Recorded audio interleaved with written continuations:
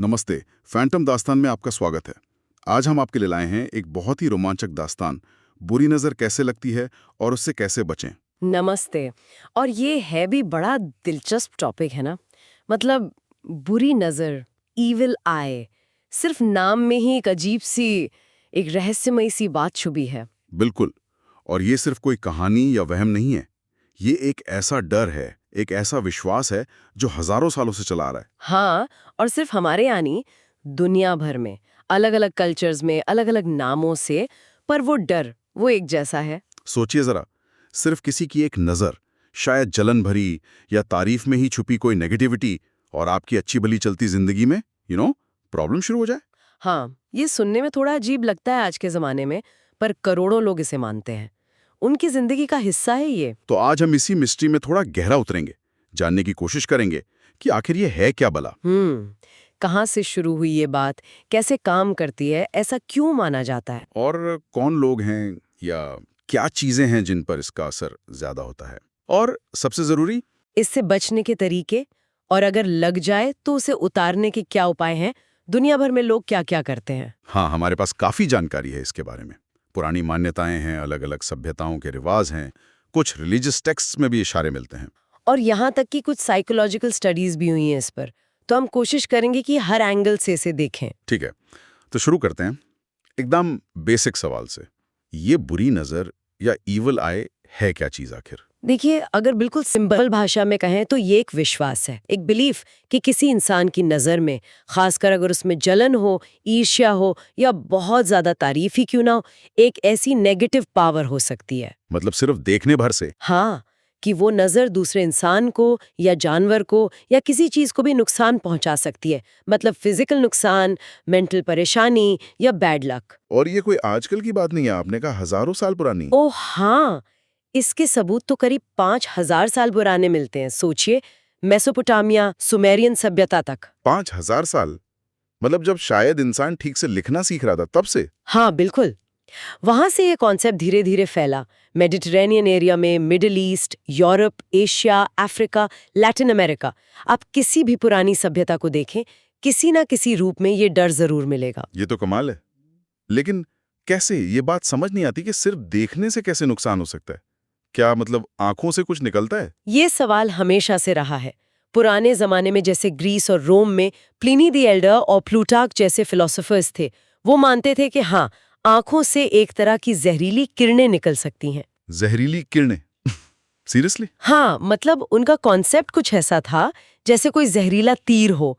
आज ये सुनने में अजीब लगता है, बिल्कुल। तो आज के जमाने में इसे कैसे समझाते हैं लोग? क्या कोई मॉडर्न एक्सप्लेनेशन है? कुछ लोग हैं जो इसे एनर्जी के लेवल पे समझाने की कोशिश करते हैं। जैसे एक एस्ट्रोलॉजर हैं, डॉक्टर जय मदान। उनका कहना है कि हमारी बॉडी का एक इलेक्ट्रोमैग्नेटिक फील्ड होता है जिसे ऑरा कहते हैं। ऑरा, हाँ सुना है ये शब्द। तो उनका तर्क है कि हमारी करीब 80% एनर्जी आंखों के जरिए ही एक्सचेंज होती है, बाहर जाती है या अंदर आती है। तो जब कोई बहुत जलन से या बुरी नीयत से घूरता है, तो उसकी नेगेटिव एनर्जी हमारी आंखों के रास्ते हमारे ऑरा में घुस जाती है। एग्जैक्टली, और वो हमारे एनर्जी फील्ड को डिस्टर्ब कर देती है, जिससे फिर प्रॉब्लम शुरू होती है। ये एक तरह का मॉडर्न टेक है उसी पुराने कॉन्सेप्ट पर। एनर्जी ट्रांसफर, ऑरा, ये सुनने में थोड़ा ज्यादा साइंटिफिक जैसा लगता है उन जहरीली किरणों वाली बात से। लेकिन क्या इसका कोई साइकोलॉजिकल एंगल भी है? मतलब हमारे मन से, हमारी फीलिंग्स से जुड़ा हुआ? अरे बिल्कुल है, और शायद वो सबसे मजबूत कनेक्शन है। आजकल जो रिसर्च हो रही है, जैसे मीना आर्या की एक थीसिस है इस पर, वो बुरी नजर के विश्वास को सीधे सीधे जलन मतलब एनवी से जोड़ती है। जलन मतलब किसी के पास कुछ अच्छा देख के जलना? हाँ, और सिर्फ जलन नहीं बल्कि मलिशियस एनवी, ऐसी जलन जिसमें आप सिर्फ ये नहीं चाहते कि वो चीज़ आपको मिल जाए, बल्कि आप ये चाहते हैं कि सामने वाले का नुकसान हो जाए, वो चीज़ उसके पास रहे ही ना। एक डिस्ट्रक्टिव वाली फीलिंग। ओहो, ये तो काफी डार्क है। मतलब किसी की तरक्की देखकर जल भुन जाना और मन ही मन उसका बुरा चाहना। हाँ, और ये रिसर्च ये भी बताती है कि ये विश्वास उन सोसाइटीज में ज्यादा मजबूत होता है जहां जीरो सम थिंकिंग होती है। जीरो सम थिंकिंग, ये क्या होता है? जीरो सम थिंकिंग मतलब ये मानना कि दुनिया में अच्छी चीजें जैसे पैसा, खुशी, कामयाबी लिमिटेड है। अगर किसी एक को ज्यादा मिल गया तो इसका मतलब है कि किसी दूसरे के हिस्से में से कम हुआ है। मतलब किसी की जीत आपकी हार है। अच्छा, तेरा फायदा मेरा नुकसान वाली सोच। बिल्कुल। तो जहाँ ये सोच ज्यादा होती है, वहाँ लोग दूसरों की कामयाबी से ज्यादा जलते हैं और उन्हें हमेशा डर लगा रहता है कि कहीं उनकी अपनी खुशियों को किसी की नजर ना लग जाए। तो ये ऑरा और एनर्जी वाली बातें शायद इसी फीलिंग को समझाने का एक तरीका है। ये बहुत इंटरेस्टिंग है। मतलब ये सिर्फ इंसानों पर ही नहीं, मैंने कहीं पढ़ा था कि लोग मानते हैं कि उनके घर, गाड़ी, नौकरी, यहाँ तक कि खाने पर भी नजर लग सकती है। हाँ हाँ बिल्कुल। आपकी नई गाड़ी बार बार खराब हो रही है, घर में क्लेश हो रहा है, या अच्छा भला फलता फूलता पौधा सूख गया, तो शक जाता है कहीं नजर तो नहीं लग गई। ब्राजील में तो खाने को नजर से बचाने के भी तरीके हैं। अरे वाह! और क्या कुछ लोग या चीजें ज्यादा वल्नरेबल होते हैं? मतलब जिन पर नजर लगने का खतरा ज्यादा हो? हाँ, ये भी माना जाता है। और इसमें सबसे ऊपर आते हैं छोटे बच्चे। आप दुनिया की किसी भी कल्चर को देख लीजिए, बच्चों को नजर से बचाने के लिए कुछ ना कुछ जरूर किया जाता है। बच्चे क्यों? बच्चों पर ज्यादा असर क्यों मानते हैं? इसके पीछे कई लॉजिक दिए जाते हैं। जैसे वो ऑरा वाली बात करें, तो शायद बच्चों का ऑरा अभी डेवलपिंग स्टेज में होता है, कमजोर होता है, तो वो नेगेटिविटी जल्दी पकड़ लेता है। हो सकता है। या फिर एक सोच ये है कि बच्चों की मासूमियत, उनकी प्योरिटी, वो नेगेटिविटी को अपनी तरफ खींचती है, जैसे अंधेरा रोशनी की तरफ भागता है। कुछ ऐसी मान्यता है। और बच्चों के अलावा? जो लोग बहुत कामयाब हैं, खुश दिखते हैं, सुंदर हैं, या जिनके पास कोई बहुत कीमती या नई चीज है, वो भी निशाने पर जल्दी आ जाते हैं। मतलब एनीथिंग और anyone that attracts attention and potentially envy. एक और बड़ी अजीब सी बात पढ़ी थी मैंने कि कुछ जगहों पर जैसे ग्रीस, तुर्की वगैरह में ये मानते हैं कि जिनकी आंखें नीली या हरी होती हैं, हाँ, वो अनजाने में भी नजर लगा सकते हैं। मतलब उनकी नीयत बुरी नहीं होती, हाँ, पर लग जाती है। हाँ, ये भी एक इंटरेस्टिंग बिलीफ है। शायद इसलिए क्योंकि उन इलाकों में डार्क आंखें ज्यादा कॉमन है, तो हल्के रंग की आंखें ज्यादा ध्यान खींचती हैं, ज्यादा इंटेंस लगते हैं, तो अनजाने में ही सही नजर लग जाती है, ऐसा माना जाता है। It's about being different. Okay, तो ये तो हो गया कि नजर क्या है, क्यों और किस पर लगती है। अब मान लीजिए किसी को शक हो गया है कि भाई नजर लग रही है, पता कैसे चलेगा? लक्षण क्या है इसके, सिम्टम्स? इसके लक्षण भी काफी कॉमन है अलग अलग जगहों पर। सबसे आम है अचानक तबीयत बिगड़ जाना। मतलब सब ठीक था और एकदम से उल्टी, दस्त, तेज बुखार, सिर में दर्द या बहुत ज्यादा थकान महसूस होने लगी बिना किसी वजह के। अच्छा, मतलब सडन फिजिकल डिस्कम्फर्ट। हाँ, और दूसरा बड़ा लक्षण है किस्मत का खराब हो जाना, बैड लक। बनते बनते काम बिगड़ जाना, अचानक पैसों का नुकसान होना शुरू हो गया, घर में बिना बात के झगड़े बढ़ गए। और हमारे यहाँ इंडिया में कुछ और खास लक्षण बताते हैं। हाँ, यहाँ पर चिड़चिड़ापन, किसी काम में मन न लगना, फोकस की कमी, एक अजीब सा डर या घबराहट महसूस होना, ये सब भी नजर लगने से जोड़ते हैं।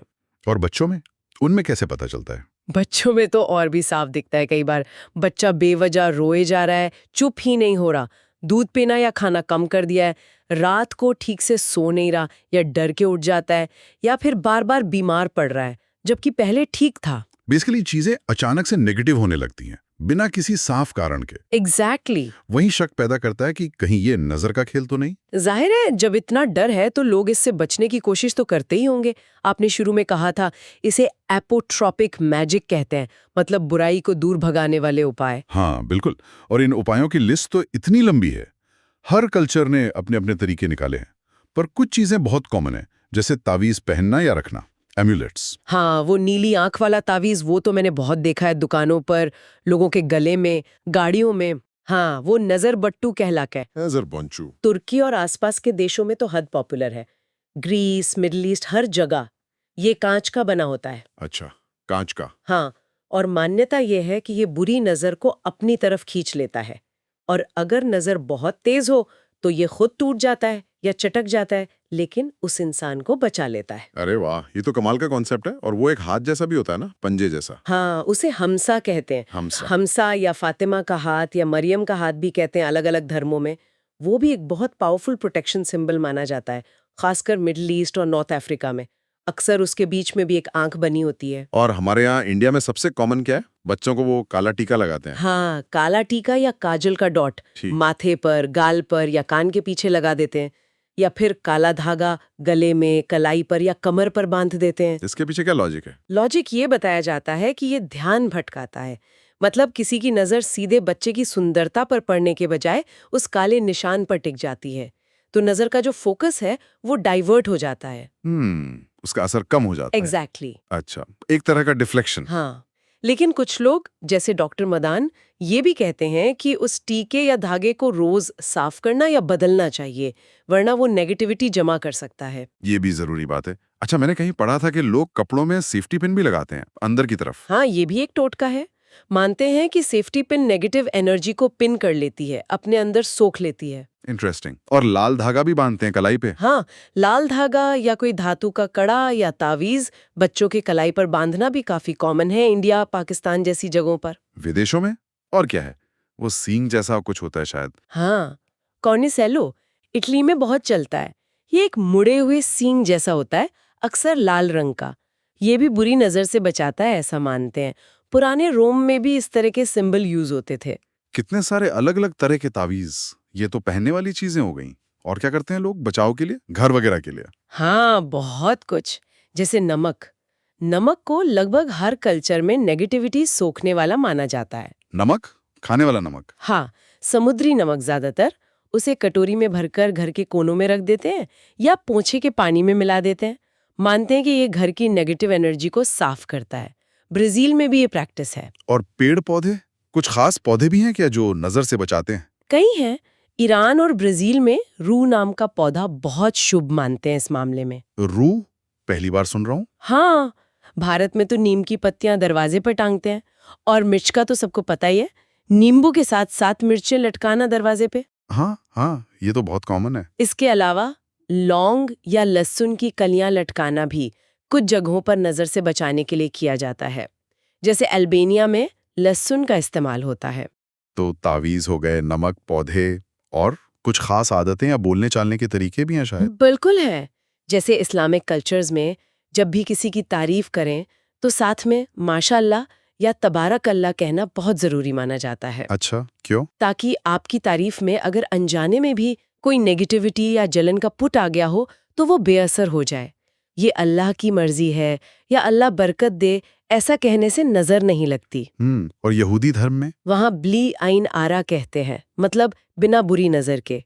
कुछ कल्चर्स में तो तारीफ करते हुए हल्के से थूकने का सिंबॉलिक जेस्चर भी होता है, नजर काटने के लिए। और वो रिसर्च थीसिस में भी जिक्र था ना कि जो लोग बुरी नजर में ज्यादा विश्वास करते हैं वो अपनी खुशियों का, अपनी चीजों का दिखावा कम करते हैं। हाँ, ये भी एक बचाव का तरीका है। ज्यादा तारीफें लेने से भी बचते हैं। Basically don't attract unnecessary attention और एनवी। और हाँ, पूजा पाठ, मंत्र जाप। वो तो है ही।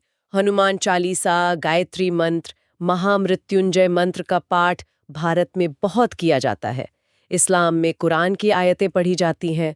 ये सब एक तरह का आध्यात्मिक कवच बनाते हैं, ऐसा विश्वास है। बाप रे, इतने सारे तरीके हैं बचाव के, लेकिन फिर भी मान लीजिए लगी गई नजर, सारे प्रिकॉशंस के बावजूद, तब क्या? उसे उतारते कैसे हैं? हाँ, अगर बचाव के तरीके काम ना करें और लक्षण दिखने लगे तो फिर नजर उतारने के उपाय किए जाते हैं। इसके भी बहुत सारे तरीके हैं अलग अलग जगहों पर। जैसे हमारे यहाँ सबसे कॉमन क्या है? हमारे यहाँ सबसे कॉमन है नमक या सूखी लाल मिर्च से नजर उतारना। जिसके ऊपर शक है उसके सिर के ऊपर से क्लॉकवाइज और एंटी क्लॉकवाइज 7 बार या 3 बार नमक या मिर्च घुमाते हैं। हाँ, मुट्ठी में लेकर। बिल्कुल। और फिर उससे सीधे जलती आग में डाल देते हैं या गैस बर्नर पे। और फिर क्या होता है? कहते हैं अगर मिर्च जलते हुए चटके नहीं या उसकी तीखी गंध ना आए तो मतलब नजर भारी थी और वो उतर गई। अगर चटकती है तो शायद नजर नहीं थी या हल्की थी। अच्छा, ये तो मैंने देखा भी है कई बार। और दुनिया में कुछ और अनोखे तरीके? एक बहुत ही अलग तरीका लैटिन अमेरिका और प्यूर्टोरिको में है, अंडे से झाड़ना, एग स्वीपिंग या ला लिम्पिया कहते हैं। अंडे से कैसे? एक कच्चा अंडा लेते हैं और उसे बीमार या परेशान व्यक्ति के पूरे शरीर पर फिराते हैं, सिर से पैर तक, जैसे झाड़ू लगा रहे हों। अच्छा। फिर उस अंडे को बहुत ध्यान से एक पानी के ग्लास में तोड़ते हैं और फिर देखते हैं कि अंडे की जर्दी या सफेदी कैसी दिख रही है। अगर उसमें अजीब से धागे, बादल जैसे शेप्स, बुलबुले या खून जैसे धब्बे दिखें तो मानते हैं कि अंडे ने सारी बुरी नजर या नेगेटिविटी सोख ली है। अरे बाप रे, ये तो सच में बहुत अनोखा है। और ग्रीस में तेल वाला टेस्ट करते हैं, ऑयल ड्रॉप टेस्ट। एक ग्लास पानी में, अक्सर होली वाटर में, जैतून के तेल की कुछ बूंदें डालते हैं। अगर बूंदें बूंद अलग तैरती रहती हैं तो सब ठीक है, लेकिन अगर वो फैलकर पानी में मिल जाती हैं या डूब जाती हैं तो मतलब नजर लगी है। इसके साथ वो खास प्रार्थनाएं भी करते हैं, ज़माटी आज़मा। और भारत में भी पानी से जुड़ा कुछ था शायद, तवे वाला। हाँ, थोड़ा सा पानी लेकर उसे नजर लगे व्यक्ति के सिर से वार कर या घुमाकर गरम तवे पर डालते हैं। अगर पानी छन की तेज आवाज के साथ भाप बनकर उड़ जाए तो मानते हैं नजर जल गई। ये सारे तरीके सुनने में बहुत पुराने जमाने के लगते हैं, अंधविश्वास जैसे। आजकल लोग इसे कैसे देखते हैं? क्या ये सब सिर्फ वहम है? देखिए, मानना न मानना तो बहुत पर्सनल चीज है। आप इसे अंधविश्वास कह सकते हैं, लेकिन ये इतने गहरे और इतने फैले हुए विश्वास है कि इन्हें सिर्फ वहम कहकर खारिज करना भी मुश्किल है। हाँ, ये बात भी है। जैसा हमने पहले बात की, साइकोलॉजिकल स्टडीज इसे इंसानी भावनाओं, जलन, जीरो सम सोच से जोड़ती हैं। एक और कॉन्सेप्ट है पोरोसिटी। पोरोसिटी मतलब ये मानना कि हमारी अपनी बाउंड्रीज, हमारा शरीर, हमारा मन वो पोरस हैं, खुले हुए हैं। बाहरी अनदेखी ताकतें जैसे किसी की बुरी नज़र हमें भेद सकती हैं, हम पर असर डाल सकती हैं। ये सोच भी इस डर को बढ़ाती है। और वो ऑरा और एनर्जी वाली थ्योरी भी शायद इसी विश्वास को एक मॉडर्न जबान देने की कोशिश है। हाँ, कहा जा सकता है।